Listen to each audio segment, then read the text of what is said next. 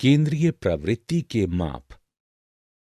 केंद्रीय प्रवृत्ति के माप का अर्थ एक प्रायिकता वितरण के लिए एकल मान का पता लगाना है।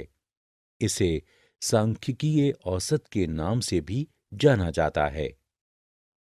मुख्यतः केंद्रीय प्रवृत्ति के 3 माप होते हैं।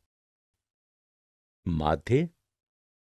माध्य वो मान है जो सभी मूल्यों के योग को कुल प्रेक्षणों की संख्या से विभाजित करने पर प्राप्त होता है। वर्गीकृत व अवर्गीकृत दोनों प्रकार के आंकड़ों के लिए माध्य प्रत्यक्ष या अप्रत्यक्ष विधियों के द्वारा ज्ञात किया जा सकता है। अवर्गीकृत आंकड़ों से माध्य की गणना।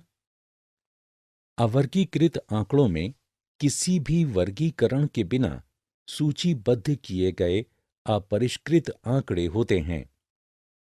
प्रत्यक्ष विधि।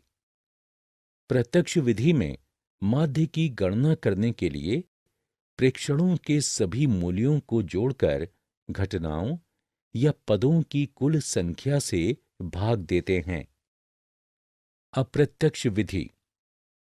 श्रेणी में जहां प्रेक्षणों की संख्याएं बहुत अधिक होती हैं, वहां सामान्यतया अप्रत्यक्ष विधि से माध्य की गणना की जाती है, जहां एक स्थिरांक को सभी मूल्यों से घटाने पर प्रेक्षणों की संख्या विस्तार कम हो जाती है तथा उस स्थिरांक को कल्पित माध्य कहा जाता है और इस क्रिया को कूट पद्धति कहते हैं।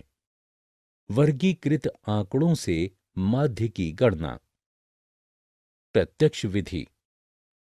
जब आवृत्ति वितरण के रूप में आंकड़े वर्गीकृत हों, तो उनमें एकांकी मूल्य अपनी पहचान खो देते हैं। अप्रत्यक्ष विधि। ये विधि समान व असमान दोनों ही वर्ग अंतरालों वाले वितरणों के लिए उपयोगी होती है।